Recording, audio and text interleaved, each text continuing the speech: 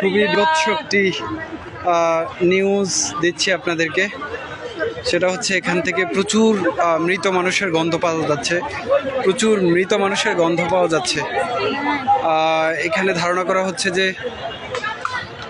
অনেক অনেক মৃত লাশকে এখানে কবর দেওয়া হয়েছে, পুঁতে রাখা হয়েছে মাটির মধ্যে। এখন প্রচুর গন্ধ আসছে এখান থেকে, মানুষ ঘুরে ঘুরে দেখছে কোথায় কি আছে। প্রচুর এখানে গণকবর দেওয়ার শঙ্কা করা হচ্ছে।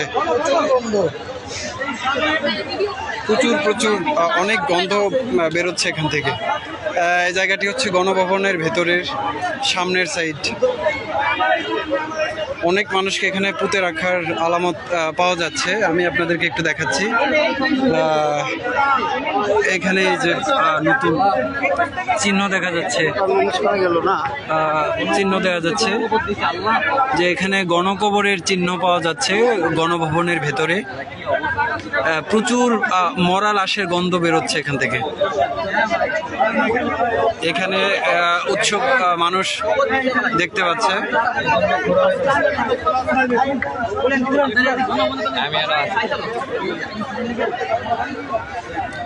অনেক লাশের গন্ধ বেরোচ্ছে এখান থেকে।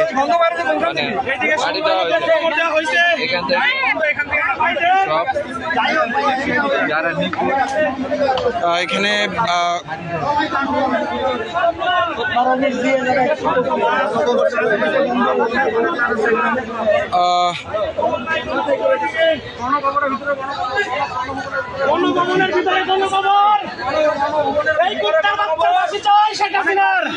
ভাই এখানে আপনি কি শঙ্কা করছেন?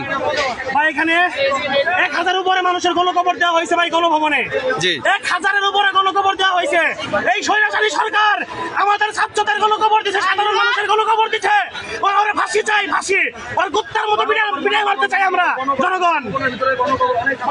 বলার নাই।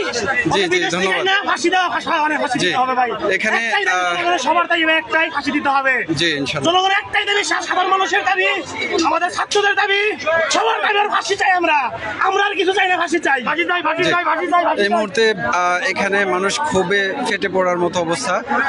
প্রচুর গণকবরের সন্দেহ করা হচ্ছে এখানে গণভবনের সামনেই ভেতরে। তো এখান থেকে প্রচুর গন্ধ বেরোচ্ছে। এখানে টেকাই রায় হয়ে পড়ছে। এখানে চিহ্ন দেখা যাচ্ছে, অনেক নতুন কবরের চিহ্ন পুঁতে রাখা হয়েছে, পুঁতে রাখার চিহ্ন দেখা যাচ্ছে গণভবনের ভেতরে। আল্লাহ ভালো জানেন যে এখানে কি হয়েছে, কি পরিমাণ লাশ এখানে পুঁতে রাখা হয়েছে। আশাবাদী সরকার আমাদের ছাত্রদের